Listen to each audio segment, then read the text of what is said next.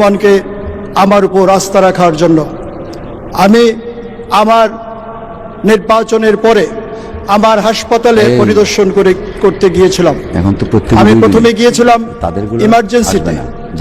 Emergency যে একটা শব্দ, সেই শব্দটা আমি হাসপাতাল ইমার্জেন্সি রুমে গিয়ে সেই শব্দটা কি বলবো, সেই শব্দটা যে এত বেমানান সেখানে, সেটা আমি কল্পনাও করতে পারি। আমার এলাকার কথা ছিল 50 শয্যা বিশিষ্ট হাসপাতাল, কিন্তু বাস্তবে 31 সদস্য বিশিষ্ট হাসপাতাল। আমার দরকার কমপক্ষে 250 শয্যা বিশিষ্ট হাসপাতাল। রোগীরা মাটিতে ম্যাট্রেসে যেখানে পারে সেখানেই ঘুমাচ্ছে। তাদের যে অবস্থা, সেই অবস্থা আমি বর্ণনা করতে পারবো না।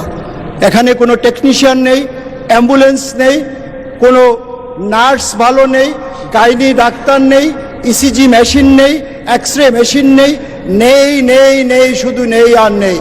মাননীয় মন্ত্রীর কাছে আমি অনুরোধ করব, আমার এই 50 শয্যাবিশিষ্ট হাসপাতালকে যেন 250